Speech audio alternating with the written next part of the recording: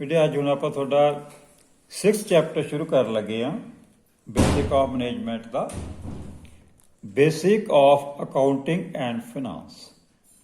ये बेटे तेनों अकाउंट की होंदा है, अकाउंटिंग ते फिनांस, ये आप रिगार्डिंग सारी टॉपिक नूं करांगे। दो तरह के बेटे अकाउंट्स होंदे ने। तुहाडा एक अपना सेविंग अकाउंट होंदा जिन्हें आप सैलरी अकाउंट भी कह दिंदे आ, ते करंट अकाउंट होंदा।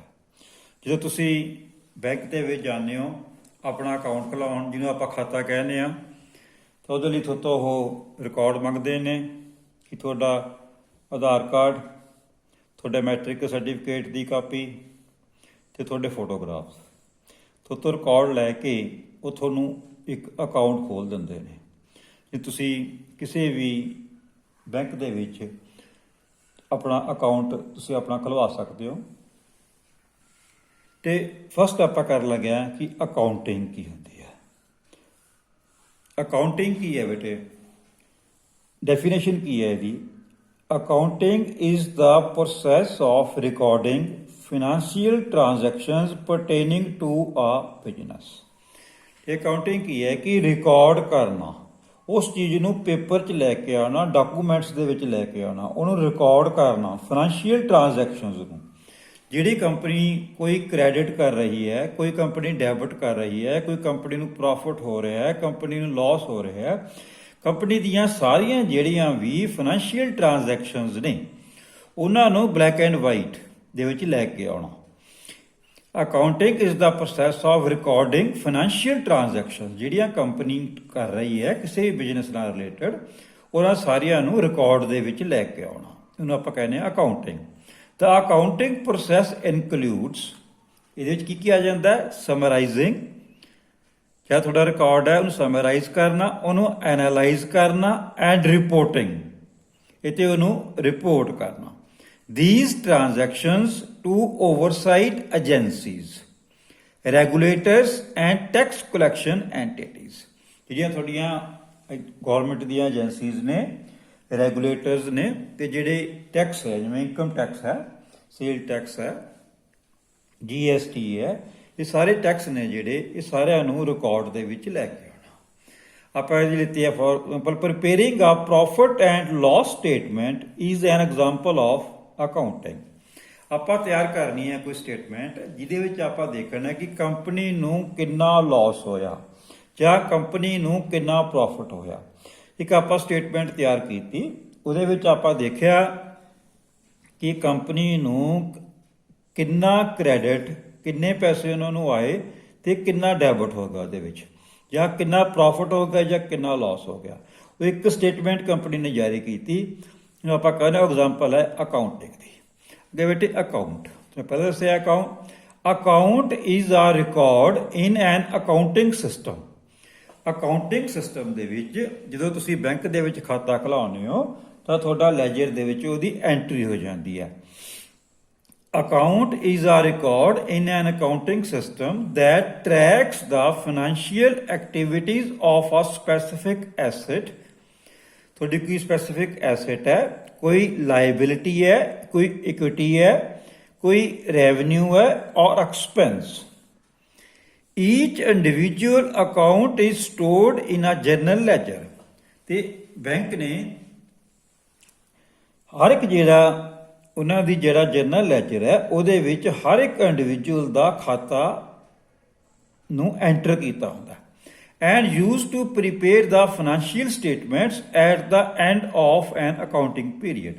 जो फाइनैंशियल ईयर एंड होंदा तो एक पर्टिकुलर खाते का जिस नेम के उत्ते खाता है उहदा वो एक स्टेटमेंट, फाइनैंशियल स्टेटमेंट, जिवें आपां ने कोई लोन लैना है उहदे विच जी तुहानूं कह दिंदे ने कि तुसीं अपने खाते दे विचों पहला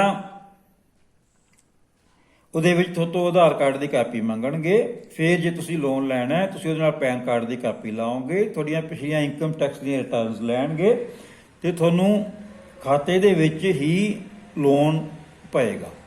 हुण तुसीं फर्दर अगे यूज़ कर सकते हो।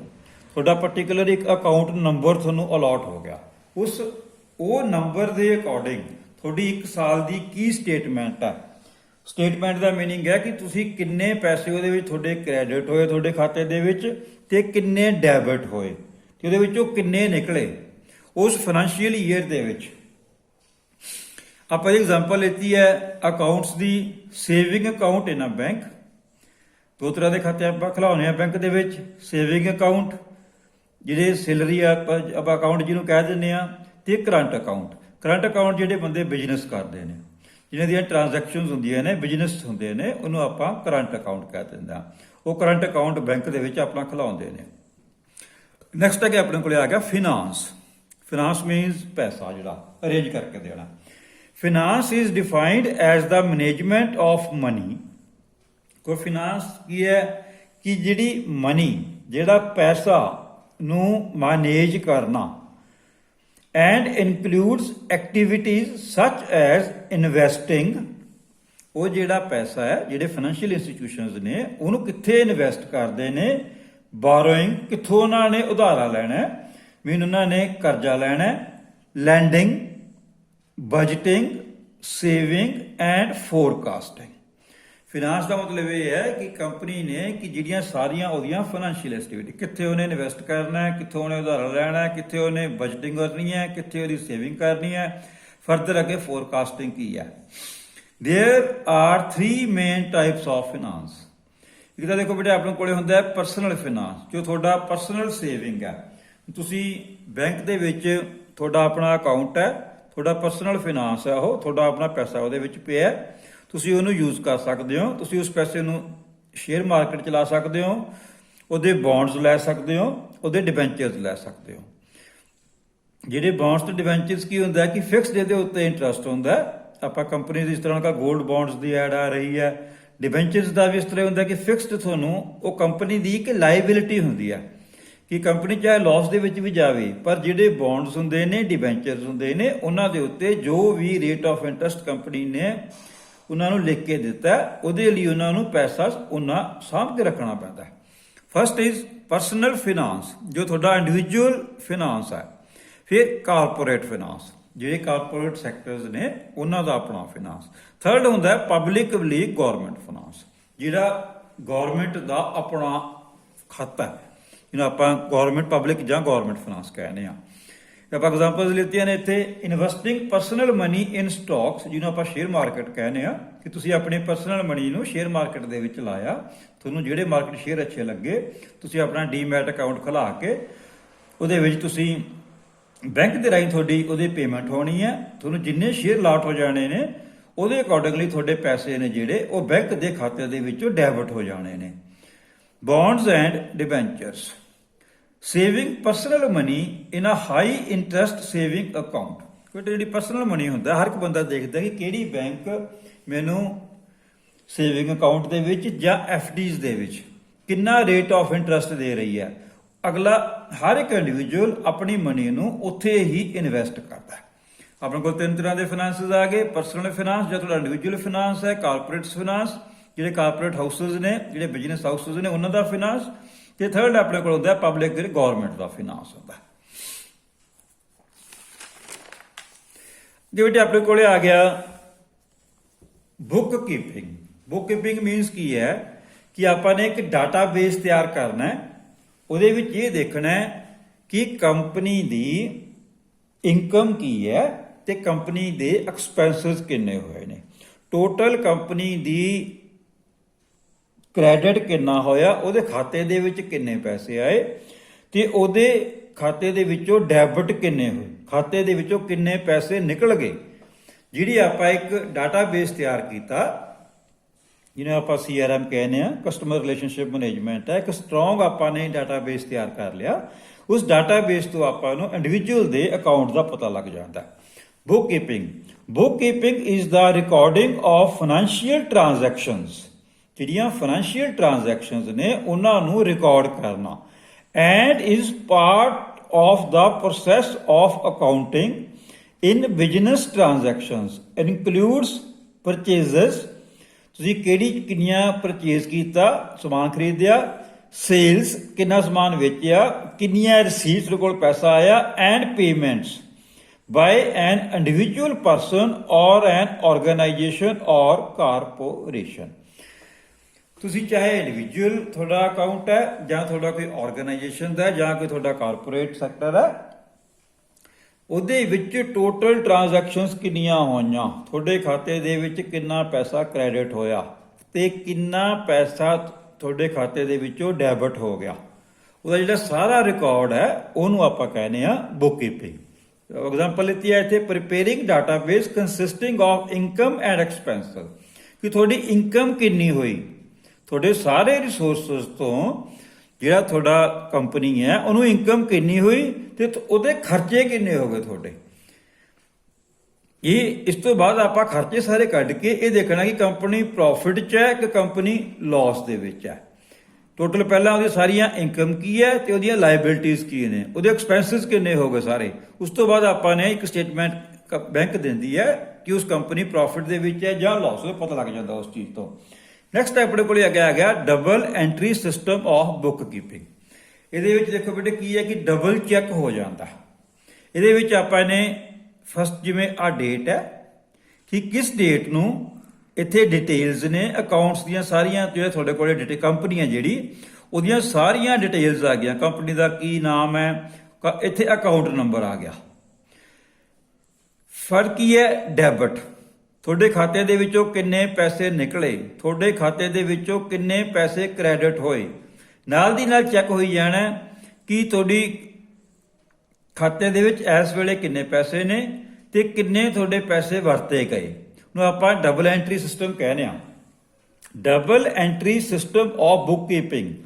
Double entry has two equal and corresponding sides known as debit and credit.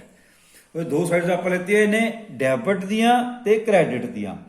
ਆਪਾਂ ਕਿਸ ਡੇਟ ਨੂੰ ਕੰਪਨੀ ਦੀਆਂ ਡਿਟੇਲਸ ਕੀ ਨੇ, ਅਕਾਊਂਟ ਨੰਬਰ ਕੀ ਹੈ, ਉਹਦੇ ਖਾਤੇ 'ਚ ਕਿੰਨੇ ਪੈਸੇ ਨਿਕਲੇ ਤੇ ਕਿੰਨੇ ਪੈਸੇ ਜਮ੍ਹਾਂ ਹੋਏ।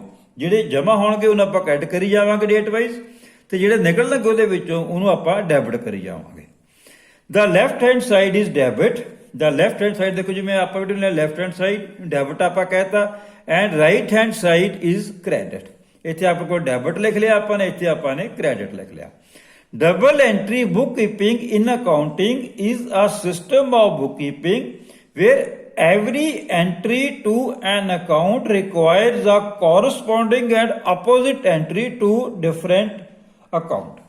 ਬੇਟੇ ਉਹਦੇ correspondingly ਕਿੰਨੇ ਪੈਸੇ ਖਾਤੇ ਦੇ ਵਿੱਚ ਆਏ ਤੇ ਕਿੰਨੇ ਪੈਸੇ ਨਿਕਲ ਗਏ। ਆਪਾਂ ਇੱਕ ਲੈਫਟ ਹੈਂਡ ਸਾਈਡ ਬਣਾ ਲਿਆ ਤੇ ਇੱਕ ਰਾਈਟ ਹੈਂਡ ਸਾਈਡ ਬਣਾ ਲਿਆ। ਇੱਥੇ ਆਪਾਂ ਨੇ ਚਾਰਟ ਸ਼ੋ ਕੀਤਾ, ਉਹਦੇ 'ਚ ਆਪਾਂ ਨੇ ਪਰਟੀਕੂਲਰ ਡਿਟੇਲ ਦੇ ਦਿੱਤੀਆਂ। ਆਪਾਂ ਕਹਿੰਦੇ ਕਿ double entry system of bookkeeping, double entry accounting. ਪਹਿਲਾਂ ਇੱਥੇ ਆਪਾਂ ਨੇ ਜਾਰੀ ਕੀਤਾ ਕਿ ਇਨਕਮ ਸਟੇਟਮੈਂਟ ਅਕਾਊਂਟਸ, ਕਿ ਕੰਪਨੀ ਦੇ ਜਾਂ ਇਨਕਮ ਕੀ ਹੈ, ਟੋਟਲ ਕੰਪਨੀ ਦੀ ਇਨਕਮ ਕੀ ਹੈ, ਉਹਦੀਆਂ ਸਟੇਟਮੈਂਟ ਅਕਾਊਂਟਸ, ਉਹਦੀਆਂ ਸਾਰੀਆਂ ਸਟੇਟਮੈਂਟਾਂ ਉਹਦੇ ਅਕਾਊਂਟਸ ਦੀਆਂ ਇੱਕ ਪਾਸੇ ਆਪਾਂ ਨੇ ਐਂਟਰੀ ਕਰ ਲਈ। ਫਿਰ ਆਪਾਂ ਦੇਖਿਆ ਕਿ ਕੰਪਨੀ ਨੂੰ ਰੈਵਨਿਊ ਕਿੱਥੋਂ ਕਿੱਥੋਂ ਆਇਆ, ਟੋਟਲ ਰੈਵਨਿਊ ਕਿੱਥੋਂ ਆਇਆ, ਉਹਦੇ ਵਿੱਚੋਂ ਕਿੰਨਾ ਕੰਪਨੀ ਦੇ ਖਾਤੇ 'ਚੋਂ ਨਿਕਲ ਗਿਆ ਤੇ ਕਿੰਨਾ ਉਹਦੇ ਖਾਤੇ ਦੇ ਵਿੱਚ ਪੈ ਗਿਆ ਰੈਵਨਿਊ ਦਾ। ਫਿਰ ਉਹਦੇ ਵਿੱਚ ਐਕਸਪੈਂਸਿਸ ਕਿੰਨੇ ਹੋ ਗਏ, ਐਕਸਪੈਂਸਿਸ ਡੈਬਿਟ ਕਰਤੇ ਤੇ ਉਹਨੂੰ ਕ੍ਰੈਡਿਟ ਕਰਤਾ।